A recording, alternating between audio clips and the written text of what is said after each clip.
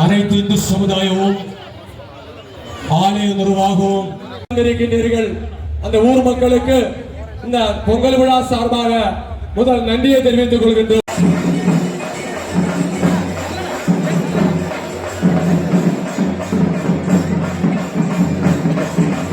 ஒளிவிலர் விளக்கே போற்றி, ஓம் ஒளிவிலர் விளக்கே போற்றி, ஓம் ஒளிவிலர் விளக்கே, ஓம் ஒளிவிலர் விளக்கே போற்றி, ஓம் ஒளிவிலர் விளக்கே போற்றி.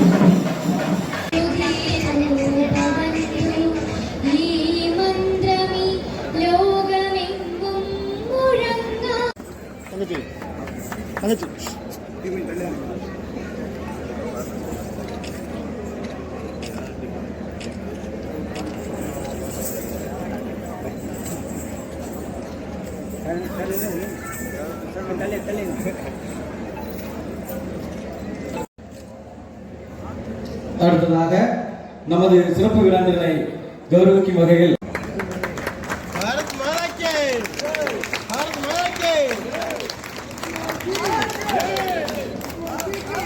ஆனால் இங்கு வந்தவுடனேயே ஐயா சிவச்சந்திரன் ஐயா பேசியவுடன் முதலில் ஏறிவிட்டதே என்றுதான்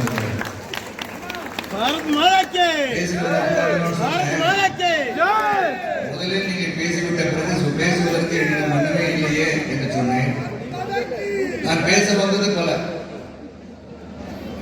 இந்த விழாவில் நான் கலந்து கொள்கிறேன் என்று சொன்னால் இது இந்து கலாச்சார விழாவிற்காக மட்டுமல்ல, நாம் அனைவரும் ஒற்றுமையாக செயல்பட வேண்டும், ஒன்றாக இருக்க வேண்டும். தமிழகத்தில் 2026 பாரதிய ஜனதா கட்சி ஆட்சி வர வேண்டும். அந்த ஆட்சி எப்படி வரும் என்பதை தெல்ல தெளிவாக சொல்ல வேண்டும் என்ற அடிப்படையில் இங்கு நாம் வருகிறோம். நமக்கு அனைவருக்கும் ஒரு பணி இருக்கிறது. இங்க ஐயா பேசும்போது ரொம்ப சிறப்பாக சொன்னார். இறை மீது நம்பிக்கை வைத்திருக்கின்றவர் நம் மக்கள் மீது நம்பிக்கை வைத்து எப்படி இருக்க வேண்டும், அது இந்துத்துவா என்பதை அடிப்படையில் அல்லாமலும் நம் உணர்ச்சிகளும் உணர்வுகளும் இங்கு ஒரு சிறந்த ஆட்சி அமைய வேண்டும். அந்த சிறந்த ஆட்சி இருக்கும் போதுதான் நம் வருங்காலம் சிறப்பாக இருக்கும் என்பதை தெல்ல தெளிவாக சிவச்சந்திரன் ஐயா அவர்கள் எடுத்துக் கூறியிருக்கிறார். அவர் சொன்னதான் நீங்க உன்னிப்பாக கவனிச்சிருக்கணும். அது இந்துத்துவாவை பற்றியோ இந்துக்களை பற்றியோ இந்துவை கலாச்சாரத்தை பரப்புவதற்காக இங்கு பேசவில்லை. ஒரு நாடு சிறப்பாக இருக்க வேண்டும் என்றால் அந்த நாட்டின் அரசன் சிறப்பாக இருக்க வேண்டும். அந்த அரசன் சிறப்பாக இருந்தால்தான் அந்த மக்கள் சிறப்பாக இருக்க முடியும். அந்த மக்கள் இங்கு சிறப்பாக இருக்கிறார்களா, இங்கு நடந்து கொண்ட ஆட்சியில் சிறப்பாக இருக்கிறார்கள் என்பதை நீங்கள் சிந்தித்து பார்ப்பதை போலதான் ஐயா அவர்கள் சிந்தித்திருக்கிறார்கள். சொல்ல வேண்டிய கருத்துக்கள் பல இருந்தாலும் நேரம் அதிகமாகிவிட்ட சூழலிலும் அண்ணா பல்கலைக்கழகத்தில் முதற்கொண்டு பொள்ளாச்சியை பற்றி சொல்லி இங்க என்ன குறை சொல்கின்ற ஒரு அரசியல் நடந்து கொண்டிருக்கிறார். மக்கள் குறை தீர்க்கின்ற அரசு நடந்து கொண்டிருக்கிறது. இவர் சொன்னா அவர் பண்ணாரு, அவர் பண்ண நான் பண்ணல, இதுதான் பேசுறாங்க.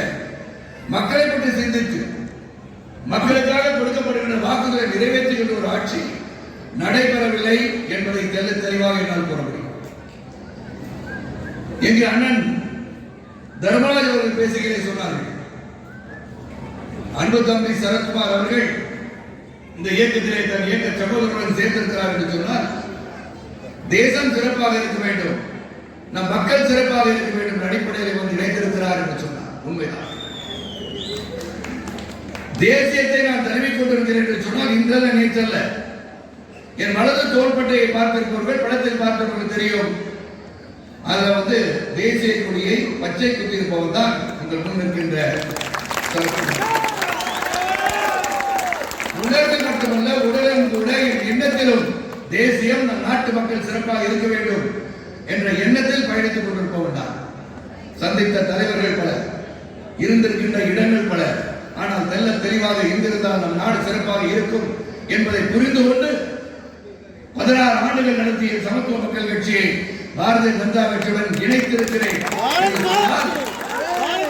நாடு எங்கு சென்று கொண்டிருக்கிறது, யாருடன் இணைந்தால் நம் மக்கள் சிறப்பாக இருக்க முடியும் என்ற எண்ணத்தில் தான் அந்த முடிவு எடுக்கப்பட்டிருக்கிறது என்பதை இங்கு நான் தெல்ல தெளிவாக ஐயா பேசும் ஒரு ஆதங்கத்தை வெளியிட்டார்.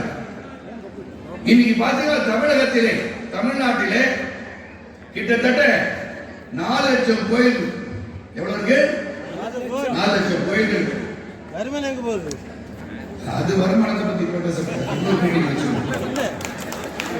4 லட்சம் கோயில் இருக்கின்ற இடத்துல ஆட்சியாளர்களுக்கு அந்த கோயில் மீது அக்கறையே இல்லை என்று சொல்ல முடியாது. அது வருகின்ற வசூலில் அக்கறை இருக்கிறது, ஆனால் இந்த தர்மத்தின் மீது ஒரு அக்கறை இல்லை. ஒரு வேடிக்கையான ஒரு தமிழகம் பாருங்க. எதற்காக சொல்கிறேன் என்று சொன்னால், சமத்துவம் வேண்டும், அனைவரும் ஒன்றுதான், இல்லை என்று சொல்லவில்லை. ஆனால் நம்மை பக்கத்து வீட்டு குழந்தையை ஊட்டி வளர்த்தா தான் குழந்தை தானா வளரும் சொல்வாங்க. அந்த பழமொழியை பார்க்க வேண்டிய சூழல் உருவாகி நாமும் சிறப்பாக இருக்க வேண்டும், பக்கத்து வீட்டில் இருக்கும் சிறப்பாக தான் இருக்கணும். அது எந்த ஒரு மாற்று கருத்தும் கிடையாது. சமத்துவம் பேசுகிறவன் தான் நான். ஆனா அதே சமயத்தில் நம்மை பற்றி பேசும்போது இங்கு வாழ்கின்ற பெருவாரியான இந்து மக்களை பற்றி பேசும்போது தமிழகத்தில் ஆட்சியாளர்களுக்கு அது மட்டும் கேள்விக்கிற மாதிரி தெரியுது. ஏன் தெரியல? அன்பு சகோதரர் உதயநிதி ஸ்டாலின் வந்து கிறிஸ்துவ விழாவுக்கு போனா நான் ஒரு கிறிஸ்துவன் சொல்லிக்கிறேன். ஏன் நான் ஒரு இந்து, ஆனா கிறிஸ்துவ விழாவுக்கு வருவது பெருமை கொள்ளுது என்று சொல்லுங்களேன். யார் அடிச்சுடுவாங்க? நான் பெருமையான, நான் பல இடத்துக்கு போறேன், கிறிஸ்துவ விழா கொண்டாடுறேன், ரம்ஜான் கொண்டாடுறேன், எல்லாம் கொண்டாடுறேன். ஆனால் உண்மையை உணர்த்த வேண்டும். சிறுபான்மையை பாதுகாப்புன்றாங்க. என்ன பாதுகாப்பு? எங்காச்சும் அடிச்சு போடுறோமா? இல்லையே. ஏதாவது செய்கிறோமா? எந்த தீங்கு விளைவிக்காம 450 கணக்கில் இருக்கீங்க. அப்புறம் வாங்க நிறைய பேசுறோம். தமிழகத்தின் போதைகள் உண்டு, அது உண்டு. கரெக்டா இருக்காங்க. 440 ஓட்டு ஏறிச்சு. நல்ல மனுஷன் தான், நம்மளை பத்தி பாராட்டி தான் பேசிட்டு இருந்தாலும் வருத்தமாக இருக்கிறது. தன் பணத்தை வீடெடுத்துக் கொண்டிருக்கிறாரே, போதைக்கு அடிமையாகி. என்ன சொல்ல வரேன்னா, இங்கு ஐயா பேசும்போது சொன்னதை நான் உணர்ந்து கொண்டேன். நாம யாரையும் பயப்படுத்துக்காக இல்லை என்பதை தான் பாரதிய ஜனதா கட்சி சொல்றாங்க. காஷ்மீர்ல வந்து 25 இடங்களை பாரதிய ஜனதா கட்சி வெற்றி பெறுகிறது என்று சொன்னால், இன்று மக்கள் எங்க போறீங்க அப்படின்னு சொன்னா ஊட்டி கொடைக்கானல் போறது பத்தி நான் காஷ்மீர் போறேன்றாங்க. போக முடியுமா? 5 ஆண்டு செல்ல முடியுமா? சென்றிருக்க முடியுமா? சிந்தித்து பார்க்க. ஆக அங்க இருக்கின்ற மக்கள் இன்று சிறப்பாக இருக்கிறார்கள். இஸ்லாமிய சகோதர சகோதரிகள் சிறப்பாக இருக்கிறார்கள். அங்க போய் பேட்டி எடுத்தா இஸ்லாமிய சகோதர சகோதரிகள் நாங்க நல்லா இருக்கோம், இங்க வந்து நிறைய பேர் வராங்க, சுற்றுலா பயணிகள் வராங்க, எங்கள் தொழில் நல்லா இருக்கு, எங்கள் மக்கள் சிறப்பாக இருக்கிறார்கள் சொல்கிறார்கள். யாரா?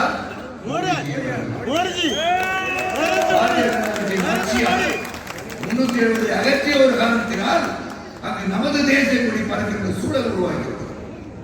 அப்ப இது முன்னேற்றம் இல்லையா?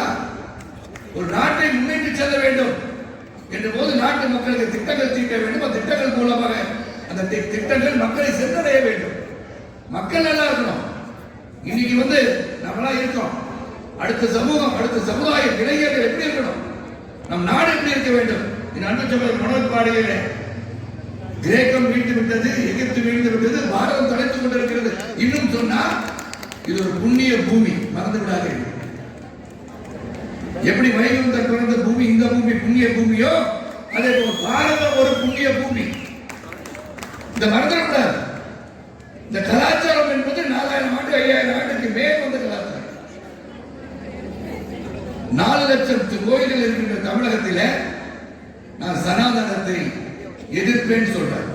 முதல்வர் சனாதன புத்தகத்தை வாங்கி படிக்க சொல்லியிருக்கிறேன். அந்த சனாதனத்திலே இந்து தர்மத்தை பற்றி சொல்லவில்லை, நாம் எப்படி நடந்து கொள்ள வேண்டும் வழிமுறைகளை சொல்லிக் கொடுத்திருக்கிறார்கள். யாருக்கு ஒரு தீங்கு விளைவிக்காதீங்க, எல்லாரும் நல்லது பண்ணுங்க, எல்லாரும் அரவணைத்து செல்லுங்கள் என்று எழுதியிருக்கிறது. அப்ப என்ன சொல்றாரு? அதை ஒழிக்கணும்ன்றா? புரிஞ்சுட்டு பேசணும், படிக்காம பேசுறவான்னு வச்சுக்கோங்க. அவங்களுக்கு 5000 2500 போனா 1500 அவங்களுக்கு கணக்கு வரும். அதெல்லாம் படிக்க சொல்லுங்க. இதெல்லாம் பேசுறது வேற நாடே இருக்கு, அதுக்கு நேரம் இருக்கிறது. எதற்காக சொல்கிறேன் சொன்னால், இன்று ஆட்சியாளர்கள் எப்படி இருக்காங்க? இங்க இன்னொரு வரை பாட்டு பார்த்தேன். பாடும் போது அண்ணன் பேசும்போது சொன்னாங்க, பாம்பாட்டிகள் என்று வெளிநாடுகள் சொல்ற இடத்தில் இன்று நாம் தான் வழிகாட்டிகள் என்று சொல்கின்ற சூழல் உருவாகிறது. நாங்கள் பார்த்து தெரிஞ்சு போறோம், காற்று போறோம், வெளிநாட்டில் தான் மகுடி ஊதி போட்டு இருப்பான். அந்த கையில் மேல போவோம், நல்ல கிழிஞ்ச சட்டை போட்டு பார்த்தா இந்தியான்னு போட்டிருப்பான். யாரு? ஆங்கிலேயர்கள். நீங்க அப்படி இல்லை. உலக அளவிலே இன்று பாரதிய ஜனதா கட்சி மட்டுமல்ல, மோடிஜி அவர்களுக்கு பெருமை. அமெரிக்க ஜனாதிபதி வெற்றி பெறுகிறார் ட்ரம்ப். அப்ப என்ன நடக்குது? ட்ரம்ப் வந்து செல்கின்ற முதல் வந்த நிகழ்ச்சியில மோடிஜி வாழ்க, மோடிஜி வாழ்க, மக்களுக்கு கேட்கவில்லையா என்று நான் கேட்கிறேன். ஒரு சிறந்த ஆட்சியாளர் 3வது முறையாக பாரதத்தின் பிரதமராக வந்திருக்கிறார். சாதாரண விஷயமா? 3 முறை குஜராத் மாநிலத்தின் முதலமைச்சர், 3வது முறை பாரதத்தின் பிரதமர். நாம் சிந்திக்க வேண்டும். அனைத்து சகோதர சகோதரிகளும் சாதாரண விஷயம் கிடையாது. உழைப்பு இருந்திருக்கிறது, உறுதி இருக்கிறது, நேர்மை இருந்திருக்கிறது, நியாயமும் தர்மமும் அவர்கள் இருந்திருக்கிறது. ஆகவே இந்தியாவின் வழிகாட்டியாக, இந்தியா உலகத்திற்கே வழிகாட்டியாக இருக்கிறது. அதெல்லாம் புரிஞ்சுக்கணும். ஒரு 20 ஆண்டுகளுக்கு முன்பு வெளிநாடுக்கு போகும்போது நம்ம இந்த கடைக்குள்ள போனாலும் கிட்ட கூட வர மாட்டாங்க. ஏன்னா நம்ம போனா இவங்க வந்து பிச்சைக்கார நாட்டில் வந்துருக்கான், எங்க வாங்க போறாங்க. இப்ப போய் பாருங்க, தெரு வரைக்கும் ஓடி வந்து உள்ள கூட்டு போயிருவான். காரணம் யார்? மோடிஜி. இந்தியா சொல்லுக்காக காத்துக் கொண்டிருக்கிறார்கள். குட்டனை பார்த்தால் அலறுகிறது உலகம், ஆனா இவரை பார்த்தா அரவணைச்சுக்கிறார். ஓடோடி வந்து கையில் உணர்ச்சியோடு சொல்கின்றேன். நான் பலரையும் சந்தித்திருக்கேன், பெரிய பெரிய தலைமுறை இணைந்து செயலாற்றிருக்கின்றேன். ஆனால் இன்று நமக்கு தேவை ஒரு ஆட்சி மாற்றம். அந்த ஆட்சி மாற்றம் உறுதியாக வர வேண்டும் என்று சொன்னால் நாம் ஒற்றுமையாக வேண்டும். நான் சொன்னேன், நமது மாநில தலைவர் அண்ணாமலைஜி அவர்களிடம் சொன்னேன், நான் கிறிஸ்துவ விழாவுக்கு சென்று கொண்டு வருகின்றேன், இஸ்லாமிய சகோதர சகோதரிகளை சந்தித்துக் கொண்டிருக்கின்றேன். நான் சந்தித்து முடித்த 2ஆம் கட்டத்தில் நீங்கள் வருகிறீர்கள். உங்கள் மீது அவர்களுக்கு நம்பிக்கை இருக்கிறது, இந்த தேசத்தின் மீது அவருக்கு நம்பிக்கை இருக்கிறது, பாரதிய ஜனதா கட்சியின் மீது அவருக்கு நம்பிக்கை இருக்கிறது என்று சொல்லியிருக்கிறார். காரணம் நம்பிக்கை இருக்கு, ஆனால் நம்பிக்கை இல்லாத போல் உணர்வுகளை ஏற்படுத்தி கொண்டிருப்பது இந்த திராவிடர் மாடல்கள். என்ன திராவிட மாடல்? நல்லா கேட்டாங்க, திராவிட மாடல் என்ன? நீங்க இன்னொருத்தரை பத்தி பேசுறதா திராவிட மாடலா? நீங்க வந்து ஒரு கவர்னர் அவர்களை இழிவுபடுத்துவது திராவிட மாடல். நீங்க வந்து வேற பிரச்சனை எல்லாம் திசை திருப்பதற்காக தமிழ்தாய் வாழ்த்துக்கு அப்புறம் தேசிய கீதம் வந்து போடுறது உங்களுக்கு என்ன பிரச்சனை? 1990க்கு மேல அந்த முதல்ல வந்து அந்த அம்மா 1900 புரட்சி தலைவர் இருந்தபோது 1991 அதை போட ஆரம்பிச்சாங்க. ஆனா கொண்டு வந்தது கலைஞர் அவர்கள். தேசிய கீதமும் தமிழ்தாய் வாழ்த்தை சட்டமாக்கி அதை பாட வேண்டும் என்று சொல்லி அதன் பிறகு தேசிய கீதம் வந்து ஒழிக்க வேண்டும் என்று சொன்னவர் கலைஞர் அவர்கள். அதை நடைமுறைக்கு வரவில்லை. அதிமுக ஆட்சி வந்த பிறகு நடைமுறைக்கு வந்தது. இவங்களுக்கு அது வலிக்குது. அவங்க வந்து உள்ள வந்துட்டாருன்னா கவர்னர், நீங்க தப்பா எழுதி கொடுத்தா, நீங்க எழுதி கொடுத்தாலும் சரியா படிக்க தெரியாது, அவர் எழுதி கொடுத்தா சரியா படிச்சனால நீங்க எழுதிருக்க தப்பா எழுதி கொடுத்தீங்க, படிக்க மாட்டேன் பேச மாட்டேன் தப்பு, நாங்கள் சாதித்து விட்டோம் சொல்லி எழுதிருக்கீங்க. கிட்டத்தட்ட 10 லட்சம் கோடி மக்களை உணர்ந்து கொள்ளுங்கள். 10 லட்சம் கோடி 2025 மார்ச் மாசம் வந்தா தமிழகத்தின் கடன் 9,56,55,000 சொச்சம் அப்படின்னு சொன்னா 10 லட்சம் கோடி கடன் தமிழகம் கடல்ல இருக்கும். ஒரு வருடத்திற்கு 63,000 கோடி வட்டி கட்டணும். யாரு விட்டு போனோம்? நல்லா சிந்திச்சு பாருங்க.